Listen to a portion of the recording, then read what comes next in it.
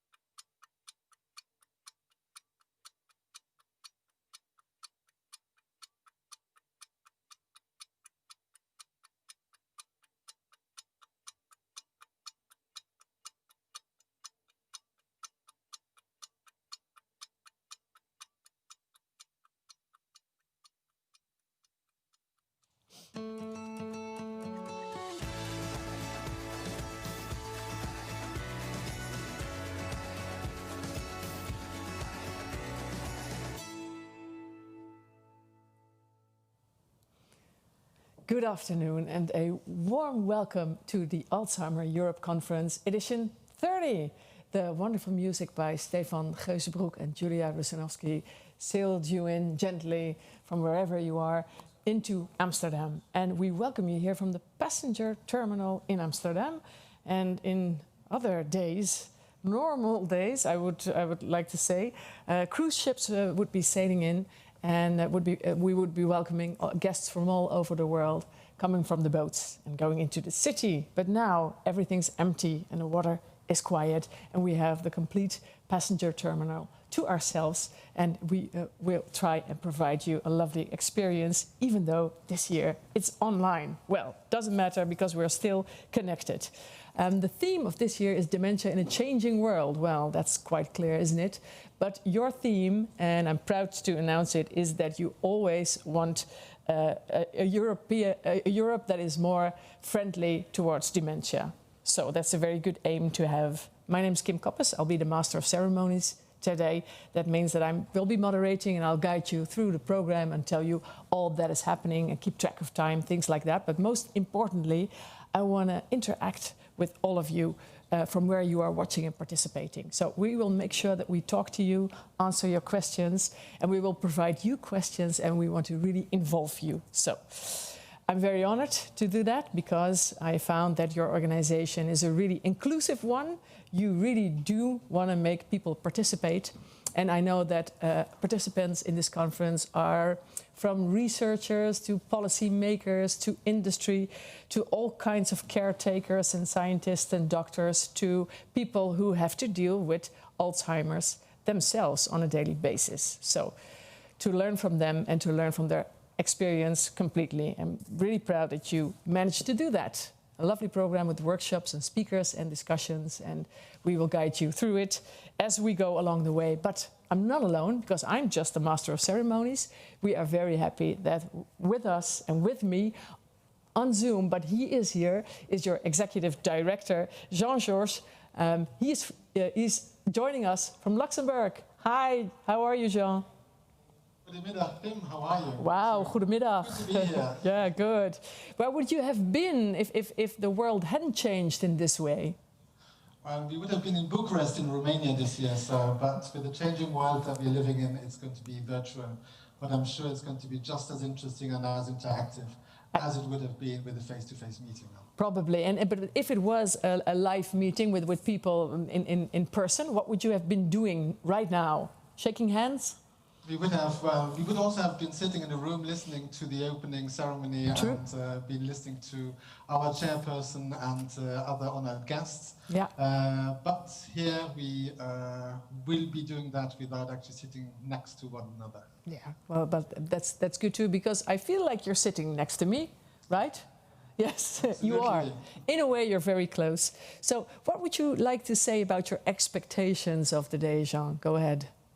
Well, just first of all, a big welcome, of course, to all the people that are connecting. I think we have already over 150 people that are connecting to this opening ceremony. We really hope that it's going to be just as interactive as it would have been in a face-to-face meeting.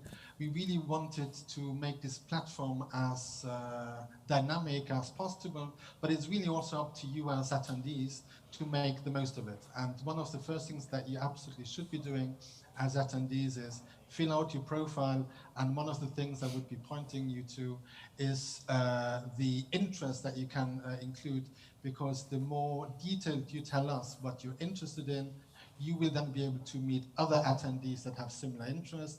You will see the sessions and symposia that have that will meet your requirements. So it will really make your experience of this conference a lot more interactive. So that's one thing that I would like you to do. But I really feel that we already have an incredible wealth of interesting posters. We have fantastic big oral presentations. So please go and check those out. But for each one of those, you always have the opportunity to ask questions to the presenter, leave comments, because these people have spent a lot of time preparing for this conference. So they will really be looking forward to your kind of feedback. Mm-hmm. Then we have our sponsors and exhibitors. So please go and visit them and see what they are sharing with you. There's interesting videos publications that you can have a look at. So absolutely make sure to do that as well. But I think the one thing that we are most proud of is that we have a really exciting live program, and we really have some world-class speakers that will be sharing some of their information over the next 2 days. So I really hope that you will enjoy that, all the parallel sessions as well. And at all times, please do not forget that you have the opportunity to ask questions, because it would be a shame to have world-class speakers speaking to you and you not being able to tell them what you think of their presentations or asking them questions. So tell us what you expect and make sure to be as interactive as possible. Thank you so much. But one more question before we start, Jean. Making dementia a European priority. How is that going? Is that succeeding? I really felt well. One of the reasons why we are calling our conference Dementia in a Changing World was that we were really proud of the many achievements that we've been able to get over the past years. And unfortunately, due to the COVID-19 pandemic, of course, the lives of people have been impacted, the lives of researchers have been impacted, the kind of national dementia strategies that organizations have been campaigning for have been put on a bit of a hold. So there's a number of things that are unfortunately now put on hold and are not progressing as much as it should. So we're really hoping to use this conference as an opportunity to raise the profile of dementia again at the European level and build on the achievements that we've had in the past. Exactly, we'll be discussing that, right? Also, maybe there are some advantages even to be found, or things that you want to keep and build on in this typical area and time. Yes? All right. Well, let's see if people are able and willing to participate, and let's ask them a question. I suggest maybe you can do that, because you have your conference app here, I/O, and we want to ask you something. Of course, we're very curious to find out where you are. So if you answer the multiple choice version, we can see the results maybe later. Where are you? Are you at home? Are you in an office? Are you in a laboratory or in a research setting somewhere else? Are you somewhere outdoors? Are you in a train, a bus or a boat, in a bathtub, somewhere else, anywhere? Could be, it's possible. Excuse me? And there's people are connecting. There's over 60 answers already. So oh, that's very good. That's very good. And dying to share what they're doing. So where do you usually attend an online conference? Me personally, normally from the office, I have to say. Either office or at home, depending at what time. Not in strange places. No, I see. So not in the bath yet, but that might be a good idea, something to do in the future. Okay, so how many attendants have answered your question about now? 127. Oh, look, that's going very well, right? So please, if you just joined us, maybe you can find the Conference I/O app, because through the day and through the 3 days, we want to ask you questions all the time. So now we see some results already. Oh, I see, Jean, that most of them are at home. Yeah, well, that's probably the advice in most countries. 36 countries participants come from, right? And I see that from home, 77%, in the office, so probably quite an empty office. And then the other options, well, they don't show what they are, but I think that most part is in a very common place, and I hope that the home is comfortable. Yeah, did you see the results? Surprised, John? Not really, because I would have expected most people to probably connect from the office, yes. So now we would really love to find out from what country and city people are. Because, like I said, so many countries attending, right? Jean, yes? Absolutely, there's 42 is the latest count that we have, and we 42, so 36 yes. was conservative. That's great, that's great. So it's really an international conference. So can you please tell us in what country you are, and maybe in what city or town you are?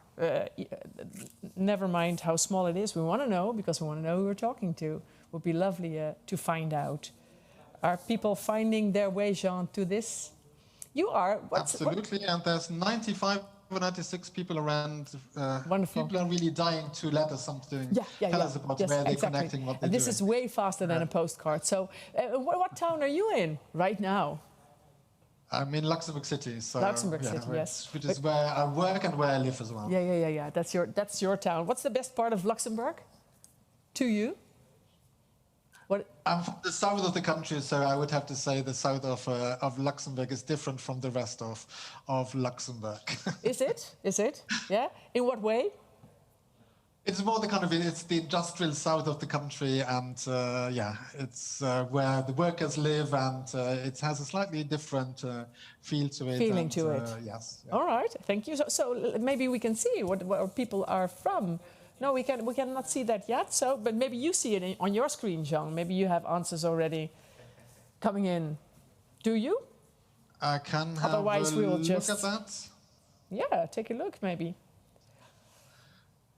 You see him; he's like a true operator, working on Yeah, results. it's a shame I can't share my screen at the same time because then you would actually be seeing No, the not yet. results. But going, because this is Not actually maybe a kind later. of word cloud, so there's an awful lot of. Yeah. Well, we have Luxembourg, funnily enough, Malta, the Netherlands, Really? Scotland, Belgium, Right. Amsterdam, Antwerp, Estonia, Munich. These seem to be some of the kind of big places. We have Brisbane, Australia. Nice. We have Dortmund. Brisbane, We Australia. have a whole range. And Zeist in the Zeist. Netherlands. Yeah, that's. I'm not I sure grew how up big there. a place that is. I did. I grew up there. That's my hometown, Zeist. That's what you say. Fantastic. But I'm really happy that Australia is here. So we really have the European contest feeling, right? Because that's also Absolutely. Europe with Australia, which always puzzles me. But we have that same feeling here. Lovely that you're all there. Let's ask for the other question. So what do people hope for in this conference? What do they hope to learn, to find, to share? To what did they expect? No, hope. Maybe they can enter that answer in the Conference And again, IO the app. polling is open. Yes, polling is open for that. So then we can listen and find out what you really want to learn and know and what And when it comes to hope, people seem to be a bit more slow to answer. Because at the moment we only have 7. It was easier probably to say Where where you they're live. from than what they are hoping for. I think that's good. I think the it's good. conference. Yes, I think it's good that people just concentrate and focus for a while and think, what do I hope to get out of this? 3 days of interesting sessions. So what? So we definitely have knowledge, we have connections, inspiration, learning. Of course, learning, inspiration. New people, research, presenting technology, therapeutics. There's a whole range, but knowledge and information connections are really the kind of themes and hopes that seems to be The major standing themes. out from what people have answered so far. Yes. Are we going to show the word cloud or aren't we? No, we're not going to do that. So were there words missing that you didn't name yet? One more? No, I think that was most of the. Okay. I think that's it on the questions and answers. Okay, good. Yes, that's nice. It's very lovely to know that you're all there and that you're hoping for things that we hope to provide, right? Information and knowledge and connection. That's good. And there are more people here that want to welcome you, right, Jean? Maybe you can introduce our first guest welcoming. Oh no, maybe we could go to. Before we do that, let's take a look at an introductory video of you and the organization. Yes?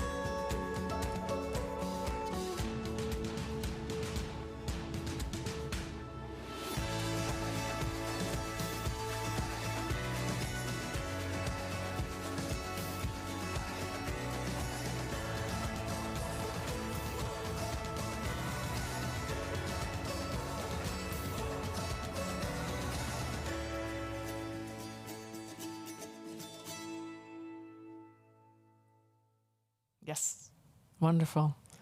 Does that make you proud when you see that? John? Absolutely. It's always nice to see, looking back at a year full of achievements and see the very many people that have contributed to the success of the organization Really? over the past year. Yeah, many. But with that, I think it's really time to also give the floor to Eva Holmirova from the Czech Republic, who is the chairperson of Alzheimer Europe. And after listening to Kim and me, it's absolutely time to now formally welcome everybody and the formal opening. Thanks to Eva. Over to you, Eva. Thank you very much, Jan and colleagues. Yes, I would like firstly to greet you from Prague. It is the city that was not mentioned yet, so no. Greetings also from the Czech Republic. Dear ladies and gentlemen, but above all, dear friends and colleagues, it is really with great pride and pleasure that I herewith again formally open the 30th Alzheimer Europe Conference, which, like so many other conferences and meetings in these unprecedented times, will take place virtually. COVID-19 has undoubtedly created new challenges for people living with Alzheimer's disease and other types of dementia, for their families and carers, for healthcare professionals and researchers, but also for the National Alzheimer's Associations, which were created to provide information, support, counseling, and other vital services. It is therefore not surprising that we decided to organize this year's virtual conference under the motto, Dementia in a Changing World, because our world is a changing one. Mm-hmm. As the chairperson of Alzheimer Europe, I have truly been fascinated and extremely pleased just at how your national organization have risen to the challenge and adapted their services to the new situation. They have provided counseling and support via teleconferences, using new technologies to connect people with dementia with each other and also with their families. They provided information on the pandemic in easy to understand language, specifically targeted at people with dementia. Adapted routines in daycare and nursing homes to protect residents and clients and continue their lobbying towards national governments to ensure that dementia remains a priority despite the ongoing pandemic. We will undoubtedly have the opportunity to learn more in the next 2 days, how the dementia community has adapted to the new situation. And I really look forward to learning from other countries, organizations, and colleagues, and you, dear friends. The short video, which we showed at the beginning of this opening ceremony, showcased some of the highlights and achievements of Alzheimer Europe since we last met in The Hague last year. The work of Alzheimer Europe would not be possible without an incredible group of people, partners and supporters. And this richness and variety of experiences and knowledge make our annual conference quite an exceptional networking and learning opportunity. This year, we welcome over 700, precisely 757 participants from 42, as you already mentioned, countries. It is an incredible number. And everybody will be joining us for this new virtual adventure and conference. You will be able to choose between live sessions and presentations, as well as posters and quick oral presentations, which you will be able to view at your own leisure.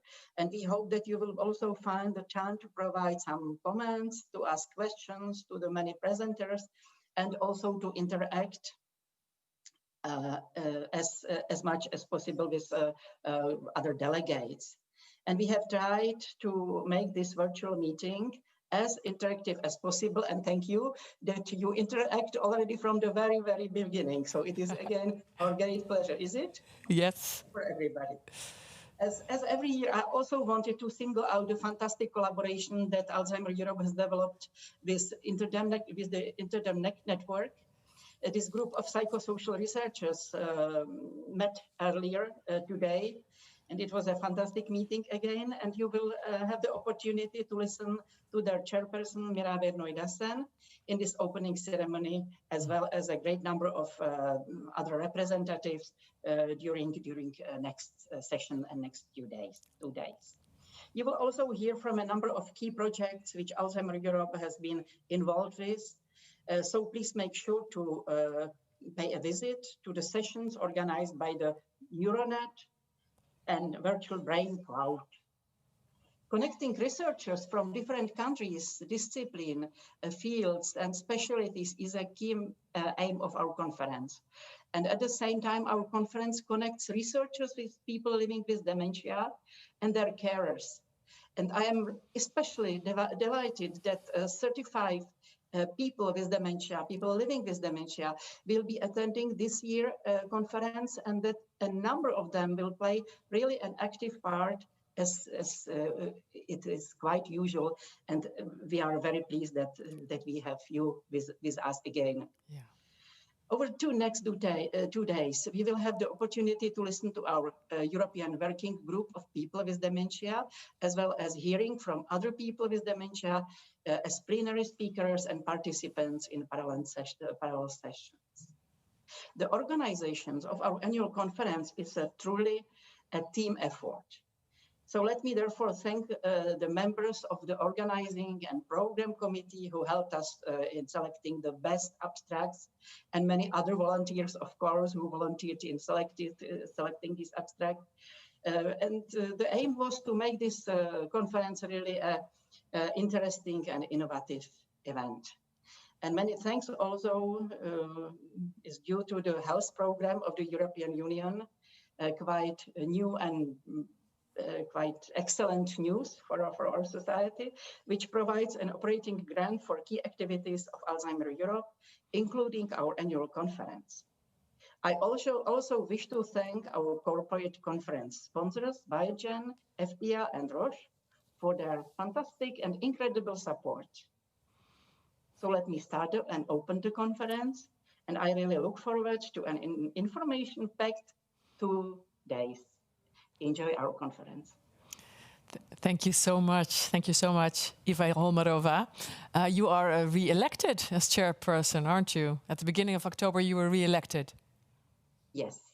Congratulations. And it is really my pleasure and honor to continue this work and yes. to be supported by our fantastic staff, by our research officers and excellent executive director. So I really look forward to collaborate with, and also with our newly elected board members who participate at this conference, definitely. It's wonderful. And yes. This all national organizations, because it is them that make Alzheimer Europe. It's true. Of course, it's a complete team effort, a big, large team. But happy that you're still joining us, and I see it makes you happy to work for the organization. It shows. Thanks so much. We're proceeding. We will be welcoming in by now, and hope you will have a great time here. We will be welcoming Helen Rochford-Brennan, but she will be pre-recorded. She has something to say to welcome you as well. She's a well-known dementia advocate from Ireland, from the town with the lovely name Tubbercurry. I really love it, Tubbercurry in Ireland. And she's chairperson of the European Working Group. She's been that since 2016. Helen is the second one I sing. Now we have, to 2020, and she will be stepping down from now, but now we will hear from her, pre-recorded from Ireland. Good morning, everybody, and welcome to the 30th Alzheimer's Europe Conference, Dementia in a Changing World, and how my world has changed, and all our worlds. As I prepare for today, I reflected on how much my life has changed during COVID-19. But although so much is different, there are many things that are still the same. People living with dementia continue to have their human rights denied and their voices unheard. We know this pandemic has affected people living with dementia in a disproportionate manner. We are isolated at home, dying in care homes, and unable to spend time with our family and friends. A diagnosis of dementia has the potential to bring fear, loneliness, and loss of life. a diagnosis of dementia during a pandemic, permitting all that, plus much more severe isolation. I've heard a lot of people saying this should never happen again. You are right, but I want to ask you, what are you going to do about it? What will you do to ensure that people with dementia are never isolated in this manner again? And I repeat, never isolated. COVID-19 has changed all our worlds, and I know we are all scared and trying to adjust to the change, but we must not allow it to impact on our work, your work. I hope this conference motivates you to organize in your country, find the people living with dementia who are isolated and support them to be involved in research and policy. Become a robust ally. Be someone who asks, how can I make it better? And then takes action. It is up to you, the people here today, to be the leader in your own countries. This is my last conference. I have been a member of the European Working Group for 6 years as chair, or as chair for 4, and it has been a privilege and a pleasure. There are people without whom I could not have undertaken this work. The Alzheimer's Society of Ireland who nominated and supported me, and the team at Alzheimer's Europe who have empowered and supported me and given me so much help over the years. And I'd also like to remember my travel support, Carmel Gagan, and above all else, my family that gave me the freedom to go. I'm particularly grateful to the board of Alzheimer's Europe for accepting a person living with dementia to the board and sharing power in a meaningful way. Too often our participation is tokenistic, and we do not have power or influence. The Alzheimer's Europe board has ensured the lived experience in dementia is heard in a robust and equal manner. To other board members, and that is important. To my colleagues in the European Working Group, again, I say thank you. Those thank yous are important for you to understand. People living with dementia can be active participants and leaders in policy and research, but we need support. Last year, I stood on the stage at The Hague and I told you, instead of asking me, Helen, or finding the Helen in your country to support your research project, to go back to your own country and to find that Helen. Find the marginalized, voiceless people local to you and listen to them. Now, a year later, I'm standing on the virtual stage asking, how did you get on? Did you do that? Did you seek out people who struggle to be heard and listen to them? Well done if you did, but if you did not, you need to ask yourself, why? Why didn't you? You must work harder to include the lived experience of dementia in your work. The past 8 months have been remarkably difficult across Europe. I know as you join us from your home, you may be struggling with the loss of a loved one, working from home, childcare, and finding a way to navigate this pandemic. We must support each other, and I believe our communities and kindness will get us through, but I have also faith in research. I want to say to you all that it is important now more than ever. We need evidence-based strategies to guide us through COVID-19, so keep up the good work. I would like to close with an Irish toast to all of you as I sit here in the northwest of Ireland. So here's to health, peace and prosperity. May the flower of love never be nipped by the frost of disappointment, nor the shadow of grief fall among your family and friends. Stay well, stay safe, and be kind to one another. The power of love, Helen Rochnan talked about, so that's lovely. Let it never be shattered by disappointment. Did she say that? I really loved that. Jean, you are there to introduce now a Dutch researcher. That's nice. Absolutely, and yeah. We really like just to comment on Helen, Yeah. and really she has been such a fantastic advocate, and there's really a number of things that I'm particularly proud of what we've done as Alzheimer Europe. One is how we have managed to involve people with dementia and the European Working Group led by Helen Rochard-Brennan. Yeah. But I'm also incredibly proud of the fantastic collaboration that we have with researchers in the psychosocial field, and this is a network which is called Interdam, and Mira Venoy Dassen has been their chairperson for the past, I think, she will tell me because I will get the number wrong, but for quite a number of years, and we're really happy about the fantastic collaboration that we've had with them. And over to her to also welcome the participants and delegates to this conference. Over to you, Mira. Mira. Thank you very much, Jean.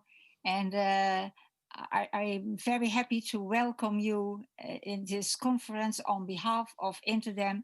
But most of all, I want to express my gratitude and the gratitude of Interdem for hosting us and for the wonderful MOU we have with Alzheimer Europe. And this MOU is working really very well. Yeah. And we are happy for this opportunity to meet and to disseminate our knowledge and to make plans for the future. And that is what we did this morning. And after this morning, I even long more to meet you in person. Yeah. It was a great opportunity. And well, to my surprise, it became a kind of meeting, but seeing each other, it's nothing better than that. And therefore, during this COVID-19 crisis, social distancing is really a thing. And it's a shared problem for all of us. So it's a weird situation. All of us are in a social experiment that never, ever happened before. Mm-hmm. And it's hard for all of us, but it's endangering people with dementia. And I strongly support the call of Alzheimer Europe to visit and to contact people with Alzheimer as much as possible. So that's really something we have to do now. And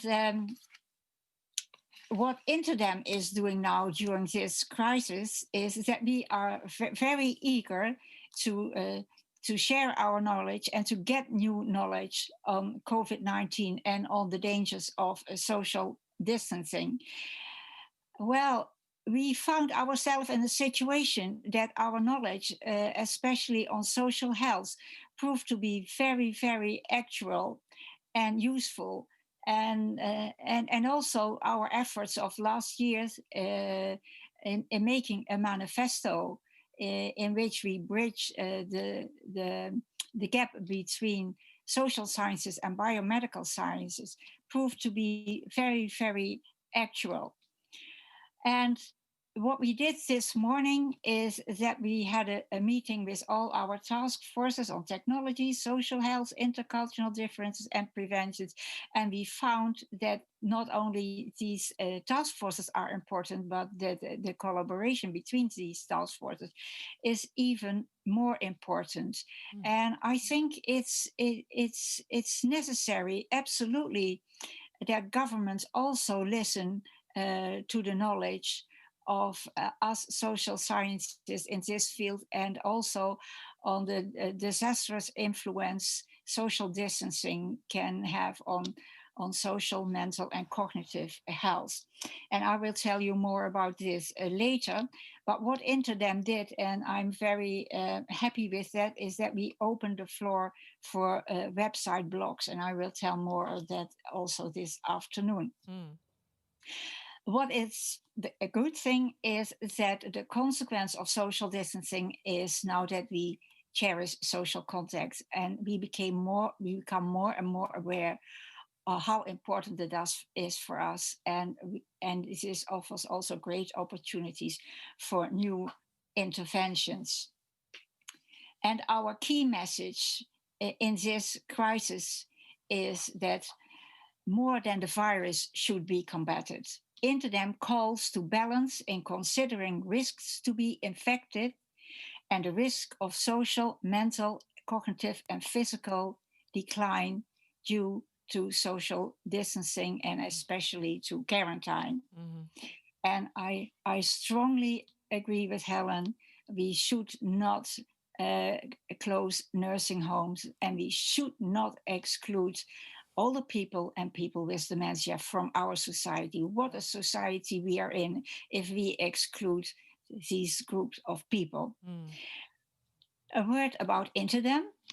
Interdem is a voluntary organization with a loose structure, and we only focus on content. We have not such an organization, a legal organization. There is no fee, nothing. Mm. So but it works well. And the question is, do we have to continue in this way or not? Well, that's a question for the future. And because Interdem is thriving at this moment, I think it's a safe moment to hand over the chair. And next year will be my last year as a chair of Interdem. But we really cherish continuity, and therefore the Interdem board unanimously choose Marjolein de Vught as a chair-elect, and I'm proud and happy that she wants to take on board this task. So together we will work this year and to pave the road for the next future, and I'm looking forward to a close collaboration this year. Mm. I end with a wish. I really want you to take care of yourself, take care of the virus, but take care of your social environment. Mm-hmm. That is absolutely necessary for your mental and physical and cognitive health. Mm. Cherish your bubble and also cherish your Zoom fellows. Thank you for your attention. Yes, thank you so much, Mira Vernooy. It was wonderful. And congratulations to Marjolein de Vught. So cherish every connection that you have and also the personal contact. Where are you now? I'm now at home. And where's that? In what town? Oh, yes. My home is in a little Elden called. It's a little village near Arnhem. Aha, I see. And do you have? I always have to explain Arnhem is near the German border. Yeah. So, and do you have enough social contacts there available for you? You do. I do, and I cherish them. Yes. Good. Yes, let's cherish everybody. That's a lesson we've learned very rapidly this year. Thank you so much. You'll be back, right? You just told us so. We will hear more from you in the conference. Thanks so much. Thank you.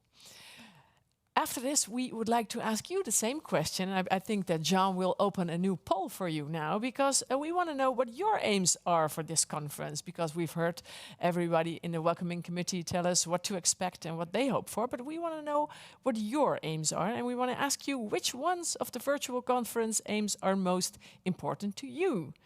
Is it listening and interacting with interesting speakers? Yes, we hope they're very interesting. Do you want to find out more about sponsors or projects or organizations in the exhibition space? That's also a possibility that we provide. Do you want to network with other conference attendees? Because networking is always, in a live conference, a very, very main part of the conference.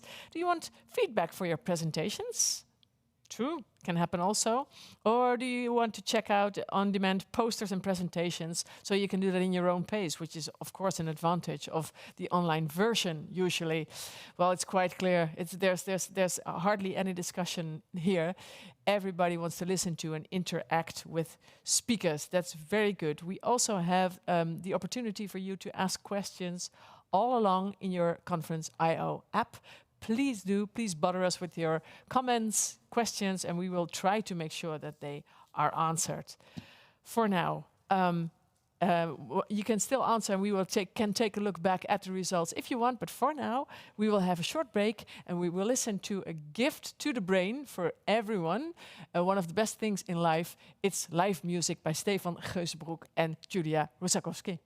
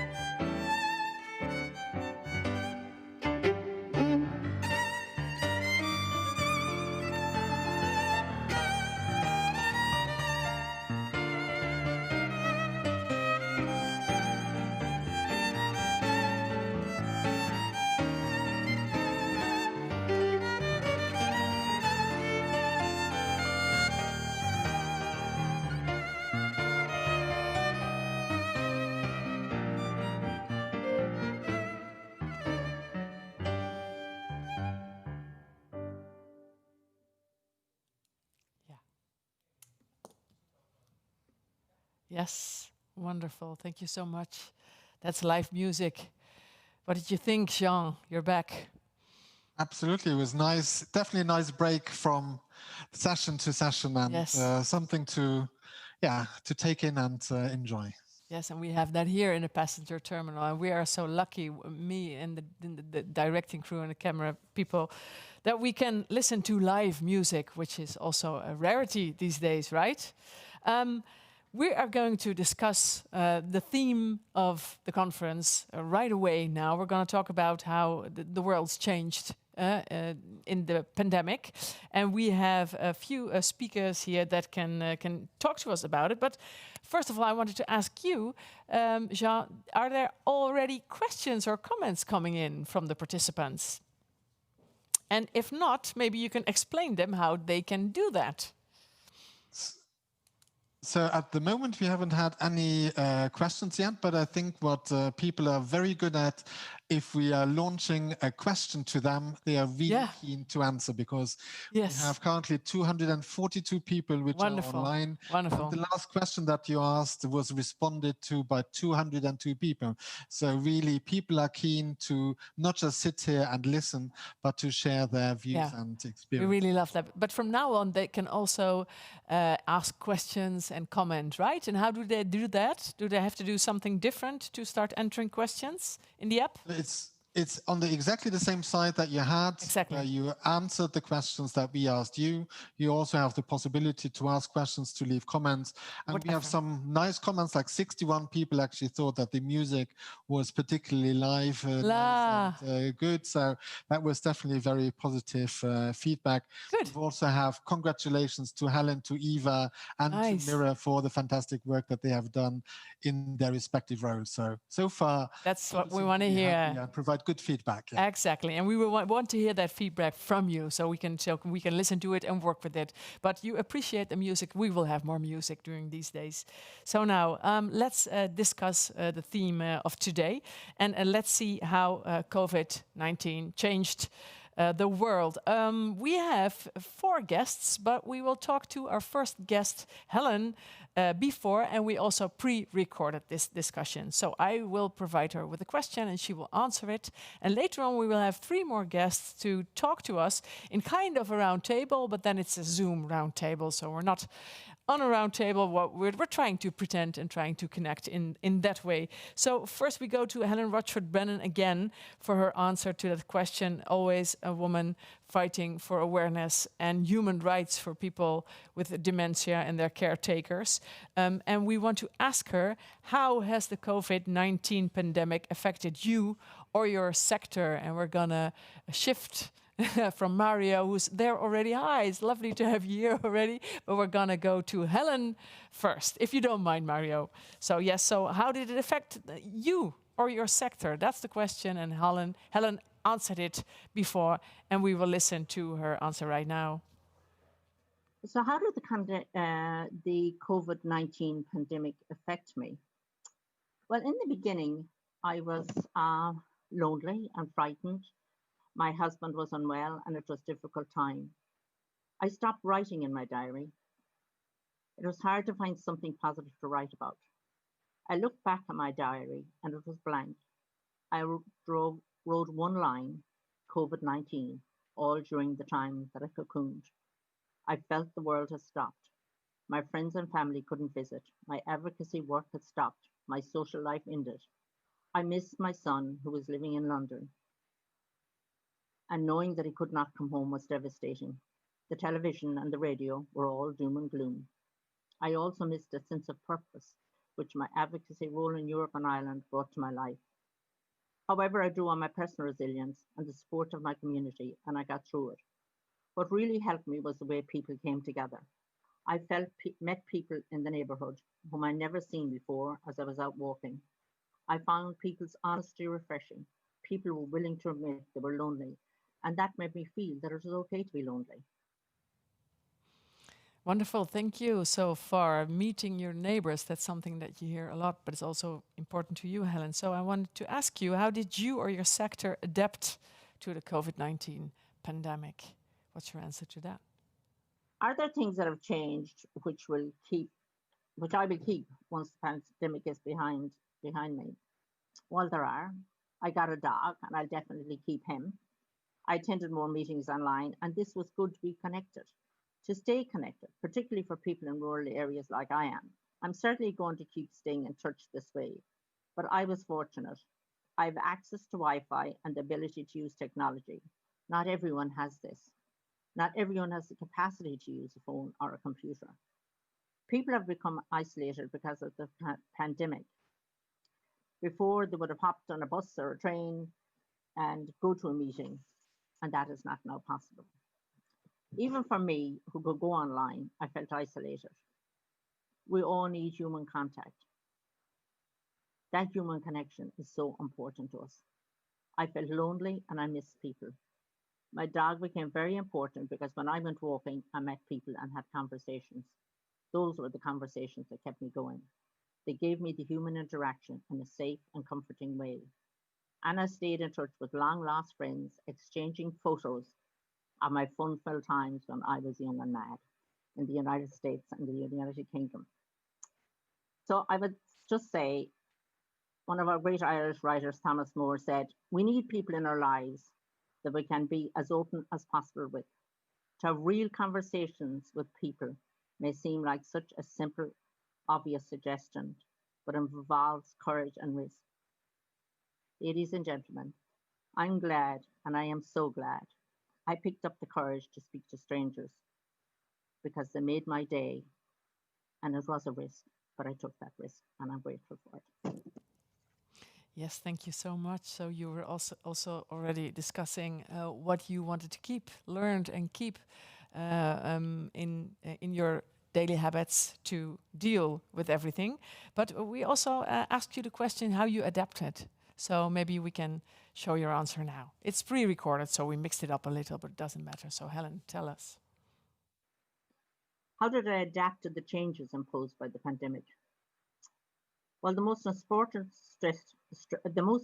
strategy was to get up and get dressed and move on. Put on the lipstick. It is very easy to get into a routine of staying in bed, and I knew that would not be good for me or the progression of my dementia. I tried to be positive. It wasn't easy, but I tried. I looked for the positives. I felt lucky to have such good neighbours and friends. I also reconnected with people abroad and used technology. In the beginning, I waited for people to reach out to me, but as time went on, I reached to them. Knowing that people are at the end of the phone for conversation and support was very supportive. And I read lots, and in particular, lots of poetry. It gave me a sense of uplifting. Thank you so much, Helen. And I really love the advice. Put on the lipstick. Just put on the lipstick. I am wondering, Jean, maybe you can introduce him, if Mario had the same approach to the pandemic, put on the lipstick. So maybe you can introduce him to us. Yes, so the next speaker in this roundtable discussion is Mario Possenti, and he's the Secretary General of Federazione Alzheimer Italia, so the Italian member organization of Alzheimer Europe, who's based in Milan, one of the regions that was really hardest hit by the COVID-19 pandemic at the very, very start of the situation. So Mario, maybe how did you as an organization react to the situation? Yes, we want to find out. So maybe Mario's here. Good morning. Can you hear me? Good afternoon. Where are you? I'm in my office in Milan. Yeah, in Milan. Welcome. Yeah, your region was hit hard and early. Actually, yes. First of all, Italy was one of the first European countries to detect significant numbers of contagion in the early part of this year. Yeah. Particularly the northern part of Italy, the epidemic has spread to such an extent that emergency room and intensive care have been thrown into chaos in a really short period of time. Yeah. We did not understand at first what was happening because in other parts of Europe, restaurants were open, social life was going on regularly. So it was quite strange. We were in shock when we saw the terrible news followed one another. Yeah. And I don't know, Italy seems, after China, to be targeted by the virus for a strange game of fate. As far as possible, we talk to our colleagues abroad to trying to explain what was going on. Mm-hmm. But in the meantime, the epidemic was all over the places. So True. our organization, was hit like the other part of society. Association had to stop all the activities such as meeting centers, Alzheimer's Cafe, and all the initiatives that took place in person. Also, dementia-friendly communities has somehow become orphans without the possibility of having contact. Yeah. Most of the activities was to stop. The community is made up of people. Not sure. only from places, and if people cannot meet, the community slowly die. Yeah. So Mario, did you think that there was enough attention by governments and all the people that you try to advise for people suffering dementia during the first stage of the pandemic? Well, of course, no. No, of course, no. Yeah, part of our work is the advocacy work. We shared with Alzheimer's Europe a battle for ensuring the triage of the people with dementia in the emergency room. But of course, also we push our local and national politician to reopen the centers in security. Yes. To be used by people with dementia and caregivers is very important to have a moment of. Did they listen to you? Did that work out? Did they reopen? Not yet. No. Not yet, but we are working on a document together with our National Institute of Health and on a document that will relate on indication on dementia and coronavirus within various settings, home, residential and semi-residential facilities. So it's quite a good work that will be published in the next few days and weeks. Probably, yes. Thank you. Let's bring in Adelina Gomez Herrera because she's joining us and she's joining you. You can just talk to each other later on. A research fellow at the London School of Economics and Political Science. Hi, good morning. Good afternoon. Good afternoon. Great. Good afternoon. How are you? How are you doing and where are you? I'm speaking to you from Canterbury, from my kitchen, and from your kitchen. For a conference. There's a problem. There's a problem for me with your sound, so I cannot hear what you are saying. Maybe there's an advice that people can give you. Yeah, let's try again. Yes. Remove the headset. Now? Can you maybe remove your headset? Is that possible? Okay. Look at that beautiful hair showing up. Oh, no, now we don't hear you. This is live. This is what happens live. Yes, this is better. This is, no. Yeah, this is better. So, and then we talk slow and then I can probably hear you quite well. Can you hear me now? I think it's better without, right, Sibren? Taking it, I'm just... Yeah, maybe you can speak. Hello, can you hear me? Yes, we can hear you now. Just to keep it in that. Thank goodness. This is always the exciting part because you are from far away. So I didn't hear where you are right now. So yeah, I am speaking to you from Canterbury in England. England, Canterbury. My kitchen, yes. Yeah, you're in the kitchen, not cooking yet, but you are there. So many things happened for you as well. And you also have a particular interest in the financing of long-term care, of course. But now at the COVID-19 pandemic, you were helping with the development of a website. What kind of website was that? LTCCovid.org. Yes.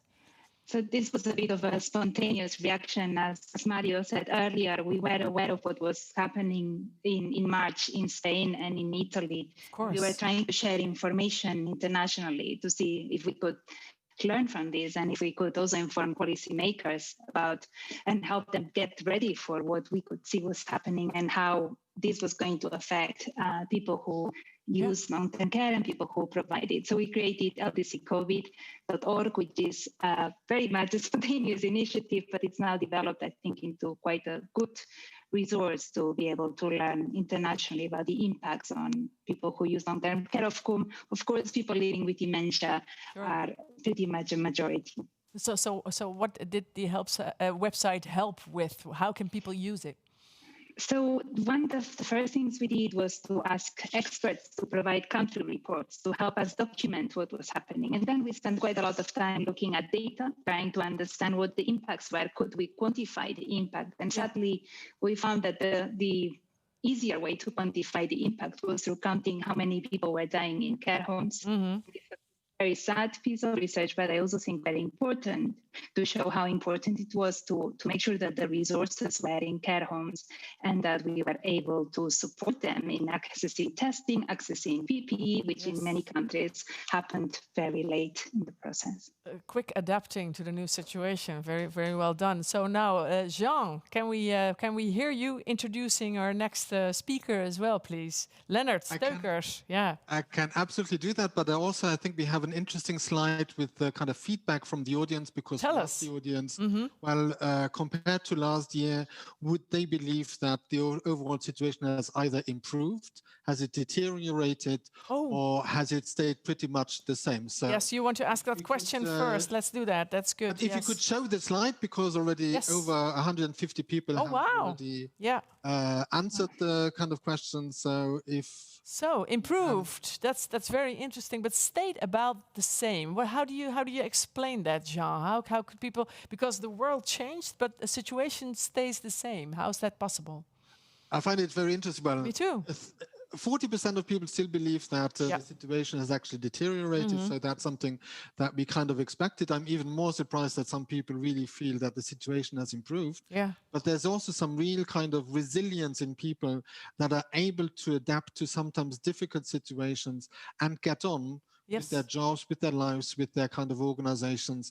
And I have to say, I've constantly been in awe in how organizations have responded to the kind of pandemic and have been able to adapt, find new solutions. Rebalance. And so hopefully a lot of people feel that what it is. The situation states. So they can also elaborate on the app, I suppose, to tell us what happened there or why it has improved, because that's interesting, or why it stayed the same. Maybe that's a balance matter, like you said, but maybe it's something else. We would love to know, and then Jean can tell us a little more about that later.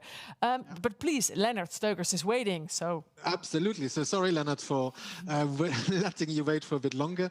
But the next speaker is really Leonard, and Leonard Steukers, who works for Janssen, and he is the coordinator of a project called Neuronet. So he has a really good understanding of how the pandemic has impacted the pharmaceutical industry, how clinical trials have been impacted, but also how a lot of European projects that are involved in dementia research, how they have been impacted.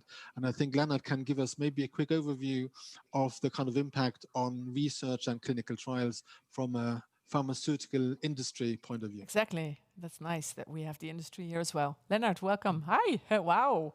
Hey. That is Rome, isn't it? Well, I mean, despite what you're seeing on the screen, I'm actually not in Peru on much. Peru, it's Peru. But I'm also just sitting, at home. And where's that? Where's that, Leonard? So tell us the truth. Belgium. Belgium, yeah. Okay. Yeah. So welcome. Thank you so much. And Jean, I mean, absolutely happy to share some of the learnings or the insights that we did acquire. I mean, through IMI Neuronet, which is a coordination and support action supporting all the different neurodegeneration projects within the Innovative Medicines Initiative, the largest PPP in Europe. Project, but also, I mean, through some of the learnings, of course, that we faced in the company, right, and more specifically, neuroscience early development, which I'm a part of. I think, as it has already been raised, looking back, and I think it's just looking at the sequence of events on how the pandemic started. But I think once the pandemic started raging through Europe, of course, I mean, we did see very quickly an overall progress being slowed down, right, on various stages of research, if you like, going from the pure lab bench work, the pure fundamental research, if you like, through preclinical to all the way up to clinical work. I think with the labs being closed, people not being able to actually go to work, staff being technically unemployed, that of course all hampered quite a lot the progress in research as such. And did the clinical trials restart again already? So I think one of the first consequences was indeed, the trials being suspended, right? I mean, and that was also being looked at by some of our partners in France, and they also reported about it. They went, for example, from on average 52 clinic visits to less than 5 clinic visits in a week. So you can imagine that many of the trials actually were suspended or severely delayed, right? But I think meanwhile, most of them have been, operationalized or starting up again. Yeah. But, I mean, it's a little bit holding our breath, I would say, at the moment, with the situation worsening again across. Yeah, sure. Never know what's going to happen, so you have to have many scenarios ready here. I would love to see everybody together. Is that possible, Zoom Master? So yeah, this is like a round table. Now you can take a look at each other. I would like to ask you, and feel free if you want to be the first person to comment. How would you say that your sector? And it's nice that we have you all here from different areas. And please open your microphone. How did you adapt? What was the key to your quick adaptation to the situation? Who goes first? Leonard? Yeah, sure. Well, I think, some of the trials were obviously ongoing, right? So people were actually getting an interventional drug being followed up in a clinical trial as well. We're normally going to come into clinic for clinic visits. Yeah. And all of a sudden that was no longer really possible, right? So I think in that sense, there was a quick acceleration needed towards a more remote setting. Going to teleconsultation, going to actually performing assessments in a remote manner. Yep. And I think, the challenge is definitely for our area, neurodegeneration, is definitely that, a blood draw, that's one thing, right? But for example, a lumbar puncture or a PET scan, that are all things that cannot be done in a remote setting. So, it was really challenging to people that were in the midst of a trial to keep them on board and not, risk having bad quality of data in that sense as well from those. Do you share that experience, Mario? Was it harder to reach people? Well, yes, it was really hard. First of all, we had to activate ourselves, those smart workings, and people from our staff could work remotely, which is a common ground to start working during this pandemic. We had to invest in technology, communication, remote working, also conference softwares. We use it on a daily basis and so on. So we started on the other part of our work to inform and to form the people, the caregivers. So we started with webinar for people with dementia and caregivers to give some practical advice how to behave, how to help people with dementia during lockdown. Were they able to use the webinar? Were they able to attend it? Yeah, they were. Jean is nodding heavily. Yeah. How did you manage? It was hard at first, but the last one was 350 people attending, which is a good number. And first of all, I think you can see on both sides. People with dementia and caregivers, challenge themselves to use something new. Yeah. And that was quite a challenge, but they were very happy to use it. And also this, a daily call, a weekly call was a good way to pass the time, to of course, yes, I see. Which is, I think it's good and was very well tolerated, very well used. Wonderful. So Jean, you were nodding, so you really feel the same, that people like that challenge. I'd say, but I was surprised that, for example, I'm a member of the ethics committee of the Luxembourg Alzheimer's organization, and they have a nursing home which they run, which had to close down and where nobody could come and visit. And at the beginning was really difficult for people with dementia in the nursing home without any kind of contacts. And the staff was really reluctant. Well, how will people react to the kind of teleconferencing, the kind of apps that people are using? And they really thought, well, people with dementia will not learn something new. Yeah. And they found that no, people with dementia were absolutely able to learn new things. So they were able to adapt to the kind of apps that were being shown. And one of the people in the home actually said that some of the people, what they learned very quickly was the off button, because when they said from experience that some of the people in the nursing home sometimes have people visiting and they get tired after a while. And even when they get tired, they can't tell their family, please go now. Whereas when they were talking to them over the phone or over the kind of mobile app, they suddenly thought, well, this is getting too much from me. I want to go and eat. I want to talk to somebody else. I want to sleep. Yeah. And so that off button was something that they learned how to use really quite quickly. So that's nice to see the kind of adaptation that yes. people are able to do. And that's also something that you consider to keep, because that's an outcome for some people to have that button to stop people from talking. Adelina, you think so too? Is that one of the things that Yes, we absolutely. have to? Yeah, yeah. Is there more in Absolutely. In the quick? I think that. Yeah. I think that the use of technology in care homes is something that I expect will stay, and it's going to make a huge difference to improve connections. We know that people living in care homes were already very isolated before the pandemic started. There's quite a lot of evidence showing that, and I hope that one of the we do need to look for silver linings in what's happening, and I hope this is one of them. And I also think we also have an opportunity to improve access to healthcare in care homes using technology. There's been a lot of innovation in this area, and I really hope that this is something that will be here to stay. So these developments can stay. That's what you say. Jean, we have another question to ask our participants, or maybe you already did. So that's it has already been asked, and so.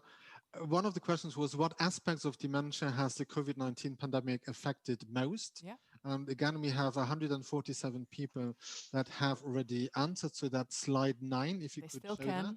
And the questions that we asked people was it the daily lives of people with dementia and their carers? Was it nursing and residential care?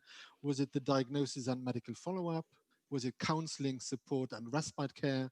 Was it dementia research? Or was it the fundraising and funding for Alzheimer's charities? And you will see, not surprisingly, what people single out as one of the key areas is, of course, the daily lives of people with dementia, that 86% of people felt that this is really the aspect of dementia that has been most disrupted by the COVID-19 pandemic, but followed very closely, though, by nursing and residential care, which is really, again, the area of expertise of Adelina. And would you be surprised by these kind of results? No, not at all. And it's been a terrible impact in two ways. In one way is the fact that so many people with dementia died. We've been trying to count what the impact has been, because if we don't count what's happening, we are not able to make the case for more resources. So that was the really important thing at the beginning of the pandemic. We had very poor information, even about how many people with dementia were living in care homes, how many people without dementia, even we didn't have that data either. But it's very important to understand the size of this impact, to make sure that the policymakers allocate resources where they need it. And we found many countries, I said that before, at the beginning of the pandemic, there was no thinking at all about the fact that we had people who were at very high risk of the bad outcomes of COVID if they got infected. And then that happened. And once they got infected, we weren't very sure what to do about it. They weren't admitted into hospital, and they weren't receiving end-of-life care. And unless we try to put numbers into this, all you get is the anecdotal reports in newspapers, but you're not able to make a case to a government to say, actually, you need to divert funding for personal protection equipment to care homes. You need to make sure they have enough staff. You need to make sure that we don't have triage policies that stop them accessing hospital care when they could improve. Yep. And we can't just assume that just because somebody has dementia, there's no point in admitting them to hospital if they have COVID, because they have an opportunity to get better. Yes. So unless we count, we can't make the case. And counting is very hard because we haven't developed very good information systems about what happens to people with dementia. And I've been looking at data in the UK. We know a lot about how many people are diagnosed in the UK, but we don't know what happens to them afterwards. And it's only through some research projects we can estimate the share of people living with dementia in care homes, for example. And that's one of the impacts, that the pandemic, the virus itself. The other impact, of course, is the fact that people have not been able to see their relatives in many cases for many, many months. When they've seen them, it's been very short visits. in ways that are very difficult, with distance, with across the window. And this, of course, is having an effect on the well-being of people living in care homes. Of course. And those you mentioned maybe also harder place to understand why it is happening.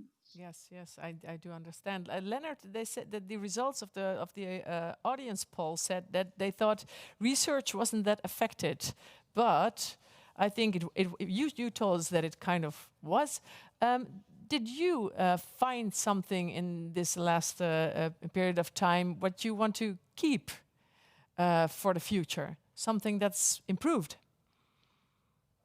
Tell us. Well, I think, and I mean, it was already raised there, but so one of the elements that we heard, actually both speaking to academic and public partners as well as private partners, in that sense, is that there was really a sense to keep the community as such connected more than ever, right? Okay. Because, I mean, research programs were being halted with people being technically unemployed. I mean, there was a risk of a disconnect. And I think also this event, so Jean and AE team, thanks for doing this. I mean, this is really needed to keep people connected and to keep the community alive. Yeah. With the research not being that impacted, I do think that neurodegeneration research in general always has been, you know, an area that really has to fight for resources. For funds, yes. Of course, it's a bit linked to awareness around it, but even now with all the reprioritization efforts ongoing on a scientific level and going to that acute emerging issue, and the entire perception, of course, to a population that this is more important or worse than something chronic, you know, less aware, that of course doesn't help. But I think, I mean, the field is even more than ever now fighting, you know, against keeping this area on research funders' agendas. Exactly. Yeah, there's an urgency there. So Jean, maybe we can ask the audience the same questions. Are there innovations we should keep after the pandemic is over? While I ask Mario the same question: what do you want to keep? What do you never want to let go? What do you want to develop that you found? Well, and then the audience can answer while you talk to us. Tell us. Yeah. Okay. Wonderful. Well, technology, I mentioned before, technology can solve many of the communication problems that we had during the pandemic. But this is something that I will keep for the future. But we must not forget that communication is not just words. It's also touch, look, and feels. Yes. And when words are difficult to express and there's a computer screen between us, everything is even more difficult. We must not forget that nothing can replace the warmth of a hug, of a look, of the physical presence of the people with dementia and its caregivers. All right, but how are we going to solve that problem if people are not allowed? Do you have an innovation for that? The challenge is, for example, to create a touchless community supportive of the needs of the people with dementia. Yes, that is the challenge, right? So, Jean, what are people answering to the question? And Kim, we have our results. Yes, please. So it's slide 10. And one of the feedback from people was that if they could just see the slide a bit longer because they just wanted to see some of the results. So the question that we asked was, so please keep the results on a little longer. That's what the audience wants. So what aspects of dementia? Sorry. Go ahead. Got the wrong slide. So are there innovations we should keep after the pandemic is over? And we asked or gave some ideas, which was remote counseling and support, the family visits via teleconferencing, the online diagnostic screening and referral, and then for research also the kind of online recruiting for research projects. And we also gave them an option to say, well, we don't want any of this, and we just want to return to the pre-pandemic situation. That's actually something that only 13% of people chose, which is interesting because I would have thought maybe a lot more people would have wanted that. But the most interesting or innovation that people really want to keep is remote counseling and support, because it helps and it doesn't always replace what was possible before, but it can definitely be a very nice add-on, which is my take on these kind of results. And the same thing for family visits. I think teleconference should never replace these kind of face-to-face contacts, but they can be a nice add-on in addition to the kind of face-to-face. But that 13%, I don't know if it changed. Maybe we can see the results again. So now we only have 12%. But I'm still curious. What do you, all the guests, answer if you know the answer? Why would people say no? We want to return, and we don't want remote counseling and support in this way. What would you think if you use your imagination? What would the reason be? Any one of the participants there, maybe Adelina, tell me. I'd say that face-to-face communication and touch and are things that we will be missing and we will continue to miss. And I can't wait for and I think none of us can wait for that to be over. And particularly, I think as for people with dementia, I think this is especially important. Yes. Because of emotion and emotional communication, and I think Mira has spoken about that earlier, is just fundamental. I do think that having the option of also having online communication and support. Sure. Yeah. So it's the real life presence that people miss if they want to return to the old situation. So what does it have to add, Mario? Also the diagnostic screening, it was a lower percentage. I thought about 35, right? Jean, is that right? That said that this was a good new instrument, but that's not a large percentage. What's the fear there, or what are the objections? Well, in my opinion, I think it could be the fear that the doctor, to not feel the presence of the doctor. I mean, somehow you want to speak to your doctor, not just let him see some exams. So you want to let him know you, let him hear you, not just read your vitals. Yes, that's what they want. You feel the same, Leonard?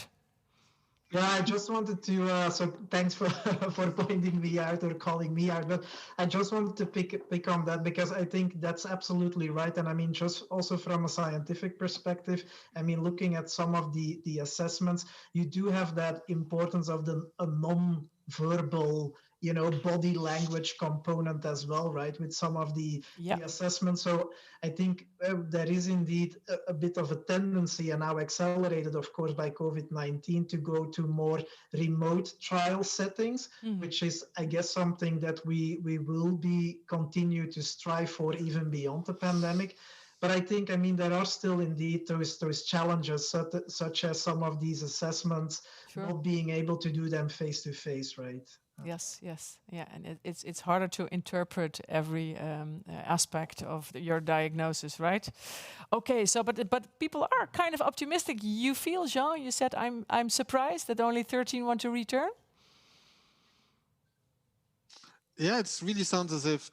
Again, what I tried to say earlier on is like I'm always in awe in the kind of adaptations that people were able to make in a very, very short time. Yeah. We had a meeting with our national organizations, and one of the representatives said that we had to make changes in a month that would normally take 5 to 10 years to get through boards and through planning and strategic planning and funding. Yes. And people had to adapt and completely change the way they ran services, provided information in such a short time, and they were able to do that. So it really says something about the resilience and the kind of dynamism of our sector, that the situation is not worse than it could really have been. Yes, so things can happen faster. That's what you say. Can we hold on to that for the future? To keep everything developing in a rapid way like we do now? I'm not sure I would want everybody to do this kind of panic no, not the adaptation no, for the next 2 years. But you're right. I absolutely agree with you that sometimes we are a bit slow and we are used to doing things in a certain way, and we're not quick enough to adapt to a new situation. And this really showed us that if we absolutely have to, we can. Yes, all of your guests respond and agree with you. No panic, but please, the speed is kind of nice. So Jean, before they leave us and start attending the conference in a different way, what do you want to ask your guests to end this segment about how the pandemic affected us? I think they answer pretty much everything that okay, so you're we dismissed. wanted to cover. Yeah. Is there? And I think we're also getting close to the ending time, so rather than prolonging this, I'll keep track of that. Don't you worry. We have all the time. But Leonard, is there something that you want to say to all the fellow members of the Alzheimer Europe, or ask? Maybe do you need help with something? Now's the chance. Oh, wow, that's a question I didn't see coming. No, I think, I mean, just following on what Jean just mentioned, I think if the willingness is there, I mean, we can really do amazing things, right? And quite quickly. I'm not saying that we need to do it less quality wise, if you like, but I think if the willingness is there, yes. So I think we should definitely keep the momentum, work together as a team, make sure we keep ND research on the research agenda, and work together, right? Work together. That's very clear. So Adelina, you have any wishes or questions or comments? Yes. Okay.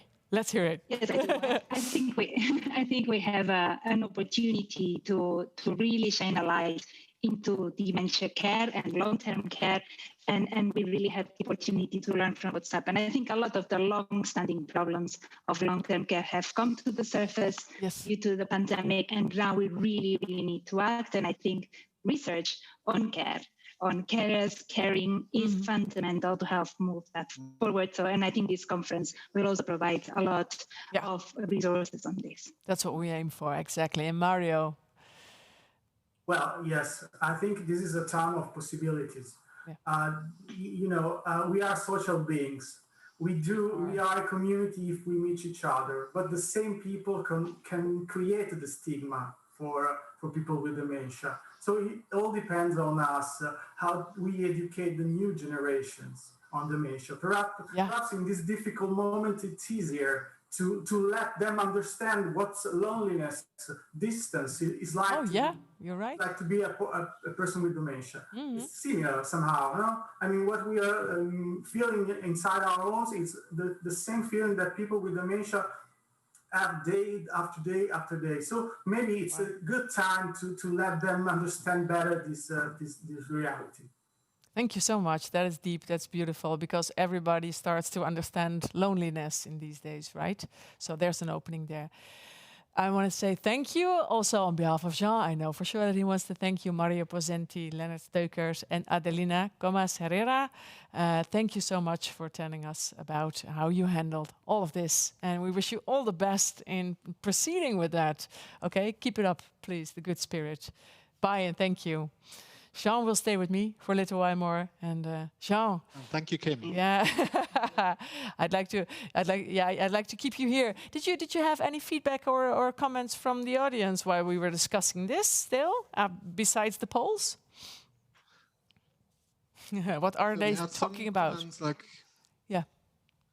So some people actually mentioned that, there was some feedback on the kind of fast responses. So some people thought that fast responses may be difficult, and that we need to consider all the options, and not just when we are facing a pandemic. There was also questions around some of the positives that COVID had raised, and remote counseling was something that also the audience felt that could be particularly good. Yeah. And I think there's one comment in particular which got a lot of upvotes, and that was, we think the Master of Ceremonies is doing a great job. So I think I got important feedback that people are happy with the way that the interaction in this session really worked. Thank you so much. That's a bright person, very intelligent. Thanks so much. But for now, you've listened carefully, I suppose. If you want to answer these questions, okay. So what did we do? How did we adapt? And what do we want to keep for the future? How would you, listening to your guests, now answer that question in a few lines, Jean? So to sum up all the kind of interesting and really useful feedback. Yeah, that's a hard task that I'm giving you now. I know, I know. Be an easy one. No. But again, I really feel that it highlighted a lot of problems that have existed in the long-term care sector, in how we are dealing with people with dementia, and basically it laid bare a whole range of issues that already existed.